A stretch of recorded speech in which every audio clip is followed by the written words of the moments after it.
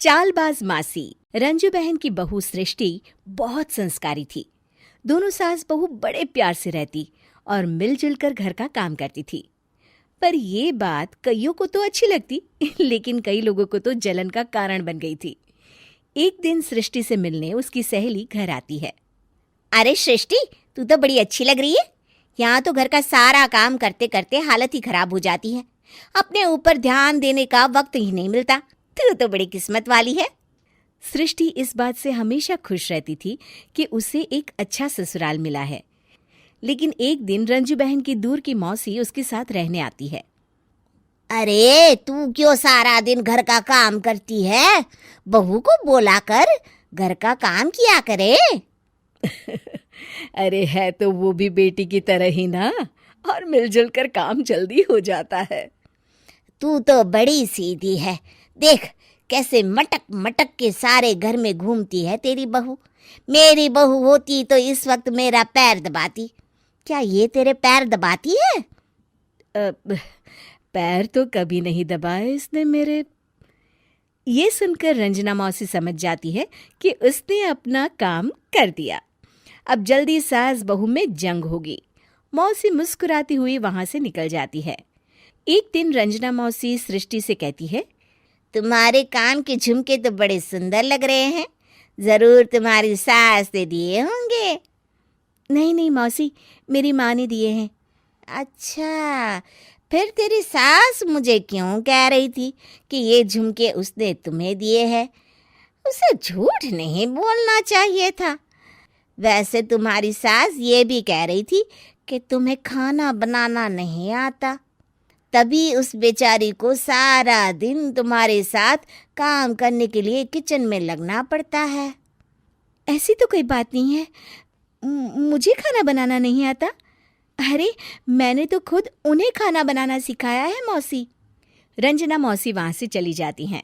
Kitchen में सृष्टि खाना बना रही होती है कि तभी उसकी सास वहां आ जाती है और वो कहती है, आज मेरे पैर में बहुत दर्द है, खाना तू ही बना ले।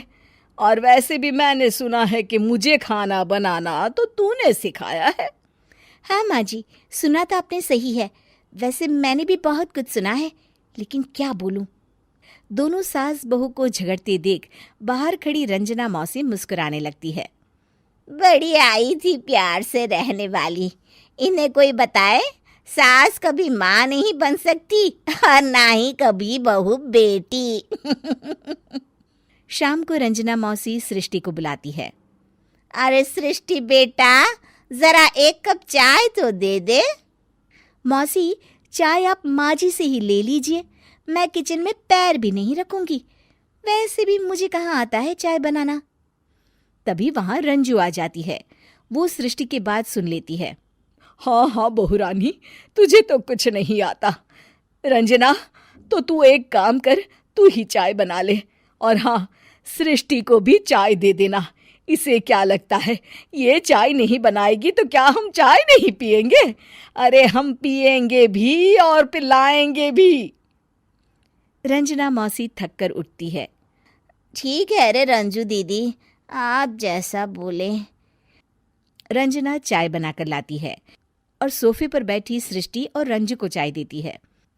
अच्छा, मैं थोड़ा मंदिर तक जा रही हूँ, रात में देर हो जाएगी आने में।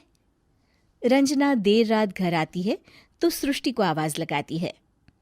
अरे बहू रानी, कुछ खाने को तो दे दे, बहुत जोर से भूख लगी है। मैंने कोई खाना वाना नहीं बनाया मौसी। वैसे भी आपकी बहन तो कहती है ना कि मुझे खाना बनाना आता ही नहीं।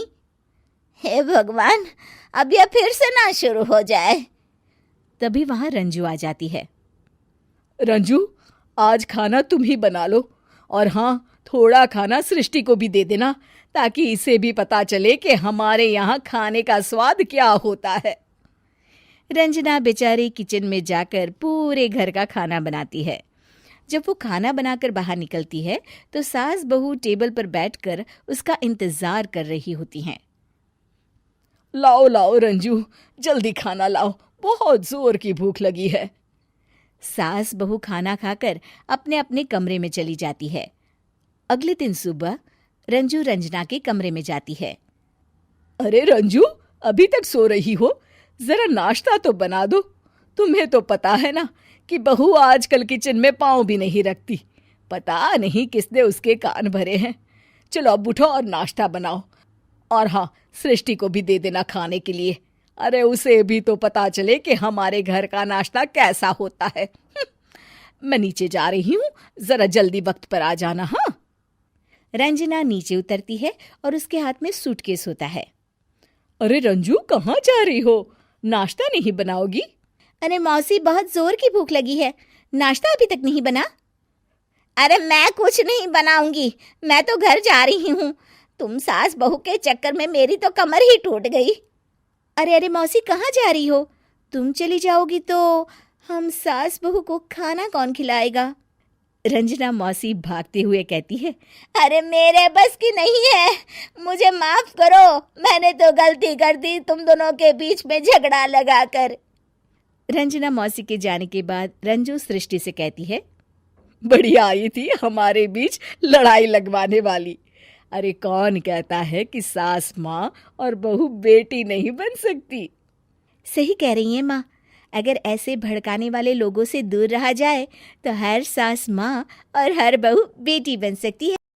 ऐसे और भी वीडियोस देखने के लिए चैनल को सब्सक्राइब करना ना भूले।